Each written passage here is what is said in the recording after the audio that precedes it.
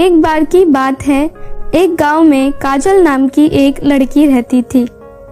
कुछ सालों पहले उसके माता पिता की मृत्यु हो गई थी, जिसके बाद उसके चाचा रामलाल उसे अपने साथ अपने ही घर ले आए थे। उसके चाचा तो बहुत अच्छे थे, वह काजल से बहुत प्यार करते थे, पर उसकी चाची सुनी वह उससे बहुत नफरत करती थी। पर अपने पति रामलाल की वजह से सुनीता काजल को कभी भी कुछ नहीं बोल पाती थी। और ऐसे ही एक दिन रामलाल अपनी पत्नी सुनीता के पास आता है और कहता है, सुनीता, मेरा ट्रांसफर हो गया है, अब मुझे विदेश जाना होगा। अब मुझे वहीं से काम करना होगा। तुम ध्यान से यहाँ रहना और सबका ख्याल रखना।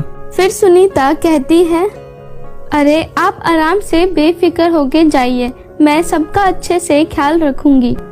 आपको चिंता करने की जरूरत नहीं है, अब तो तैयारी करो। फिर रामलाल अपनी जाने की तैयारी करने चला जाता है। फिर सुनीता अपने मन ही मन बहुत खुश होती है और अपनी बेटी सोनिया के पास जाकर बोलती है, अब मुझे मौका मिला है कि मैं उस काजल की बच्ची का अकल ठिकाने पर लगा सकूं।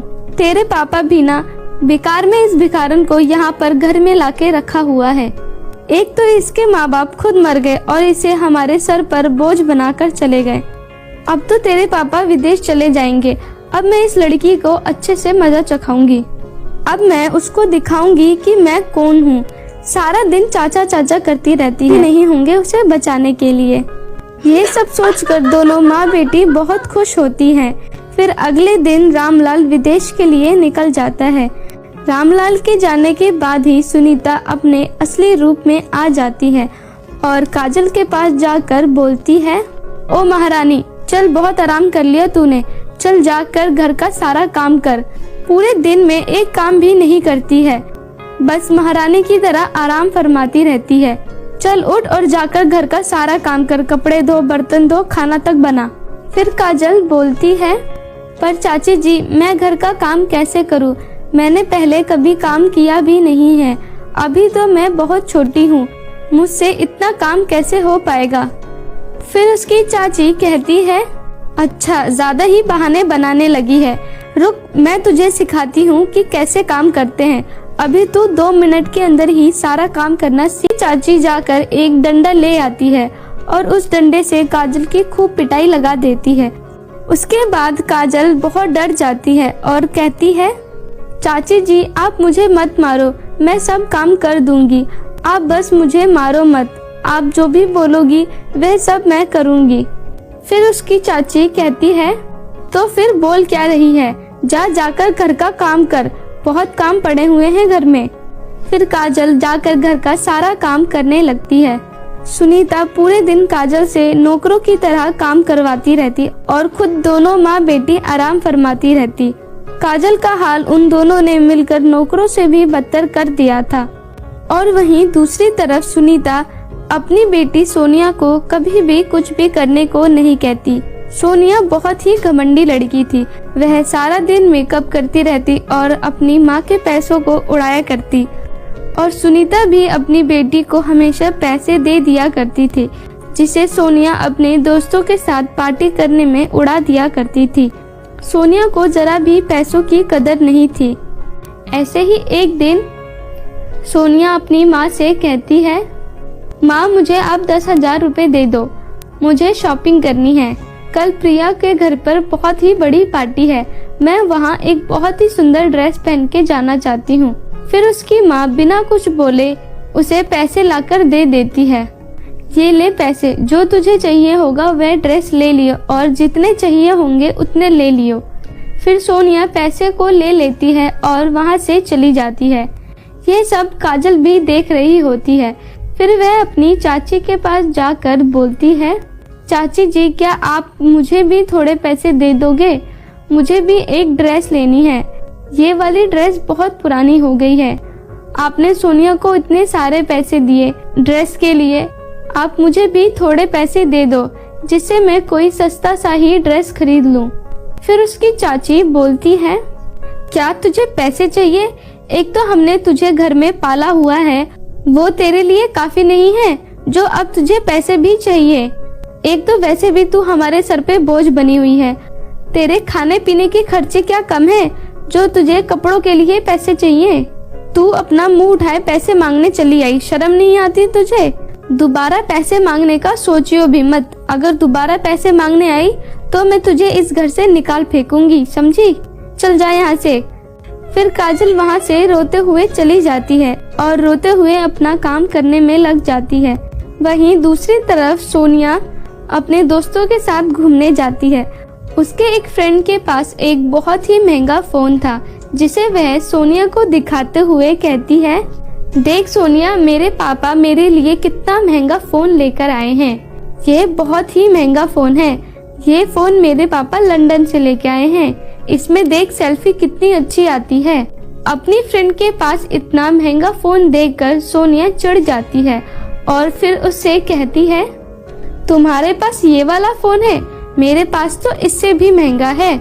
मेरे फोन के आगे तो तुम्हारा फोन टिक भी नहीं सकता। अच्छा, अगर तेरे पास इतना महंगा फोन है तो ला दिखा पहले हमें, जरा हम भी तो देखे तुम्हारा फोन कैसा है। हम जानते हैं तुम झूठ बोल रही हो, तुम्हारे पास कोई फोन वोन नहीं है, हमारे सामने बस बनने का नाटक कर रही हो। फिर सोनिया कहती है, बहुत ही महंगा फोन है।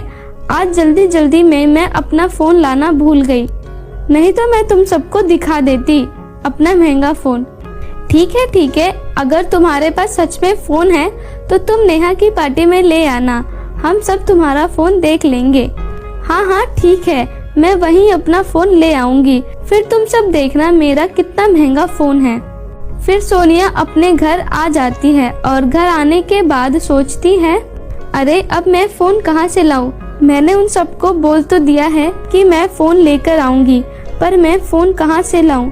मेरे पास तो पैसे भी नहीं हैं और माँ से मांग भी नहीं सकती। पैसे भी मैंने उनसे आज ही इतने सारे पैसे मांगे हैं, अब दोबारा पैसे मांगने जाऊंगी तो वह डांटेंगी। ऐसा करती हूँ, मैं उन्हें बताए बिना ही उनके पर्स से पैसे निकाल लेती हूँ, उन्हें पता भी नहीं चलेगा। फिर सोनिया अपनी माँ के कमरे में जाती है और उनके पर्स में से पैसे निकाल लेती है और वहाँ से चली जाती है। फिर जब सुनीता अपने कमरे में जाती है और अपना पर्स चेक करती है तो वह देखती है कि उसके पर्स से सारे पैसे गायब हैं। काजल के पास जाती है और उसे एक जोर का चाटा लगाते हुए कहती है, मनुष्य चोर कहीं की, मैंने तुझे पैसे नहीं दिए तो तूने मेरे पर्स से ही चोरी कर लिए और वह भी सारे पैसे निकाल लिए तूने। तुझे चोरी करते हुए जरा सी भी शर्म नहीं आई? एक तो तुझे मैंने इस घर में रखा और तू इसी घर में चोरी कर रही है। अपनी चाची की बातों को सुनकर काजल कहती है, चाची जी आप ये क्या बोल रही हो? मैंने आपके पर्स को छुआ तक भी नहीं है, फिर मैं पैसे कैसे चुरा सकती हूँ? और आप सिर्फ मुझसे क्यों पूछ रही हो? आप सोनिया से भी तो पूछो, वह भी तो इसी घर में रहती है, कहीं उसने पैसे लिए हो और आप मुझ पर शक कर रही हो। हाँ, मुझे पैसों की जरूरत है, इसका मतलब ये नहीं कि मैं चोरी करूँगी। ये सुनकर सोनिया और भी भड़क जाती है और कहती है, तेरी जुबान कुछ ज्यादा ही चलने लगी है, मेरी बेटी पर चोरी का इल्जाम लगा रही है। रुक, तुझे मैं अभी बताती हूँ। फिर सुनीता काजल को मारने लगती है और मारने के बाद उसे घर से भी बाहर निकाल देती है। काजल रोते रोते वहाँ से चली जाती है और एक पेड़ के पास जाकर बैठ जाती है और रोते रोते बोलती है, भगवान आप मेरे साथ ये सब क्या कर रहे हो? आप जानते हो कि मैंने चोरी नहीं की है, फिर भी मेरे ऊपर चोरी का नाम लगा दिया चाची जी ने और मुझे घर से धक्के देकर भी निकाल दिया। अब मैं कहाँ जाऊँ? मेरे पास रहने की कोई जगह भी नहीं है। आप मुझे भी अपने पास बुला लो, मैं अब और बर्दाश्त नहीं कर सकती, मैं यहाँ नहीं जीना चाहती हूँ, आप मुझे भी अपने पास बुला लो। इतना बोलकर काजल जोर जोर से रोने लगती है। तभी वहाँ एक परी आ जाती है और काजल से कहती है, अरे तुम क्यों रो रही हो, तुम्हें क्या हुआ है? फिर काजल कहती है, पर आप कौन हो? मैं परी लोक की रानी परी हूँ, यहाँ पृथ्वी पर लोगों की मदद करने आती हूँ। तुम्हें रोते हुए देखा तो मैं तुम्हारे पास चली आई, तो बताओ तुम क्यों रो रही हो? फिर काजल कहती है, मेरे पास रहने की कोई जगह नहीं है, मेरी चाची ने मुझ पर चोरी का इल्जाम लगाकर मुझे घर से बाहर निकाल दिया अब मैं यूं दर दर भटक रही हूँ। मेरे पास रहने की कोई जगह नहीं है और ना ही पैसे हैं जिससे मैं घर किराए पे ले सकूं। फिर परी कहती है, मैं तुम्हारी मदद कर सकती हूँ, तुम्हारे पास रहने की जगह नहीं है। इतना बोलते ही वह परी काजल के सामने 2 सोने और चांदी के ड्रेस को प्रकट कर देती है और फिर परी कहती है, काजल, अगर तुम ये चांदी वाली ड्रेस को जहाँ भी रखोगी वह एक बहुत ही सुंदर से घर में बदल जाएगी और इस सोने वाले ड्रेस को पहन के तुम जो चाहे वह मांग सकती हो। ये सब सुनकर काजल बहुत खुश हो जाती है और वह परी को धन्यवाद करती है और फिर परी वहाँ से चली जाती है। फिर काजल उस चांदी की ड्रेस को एक जगह पर लाके रखती है।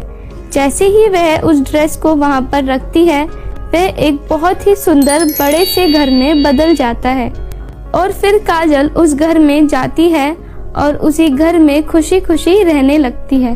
तो मेरे प्यारे दोस्तों, कैसी लगी आपको हमारी ये कहानी? प्लीज कमेंट करके जरूर बताएं।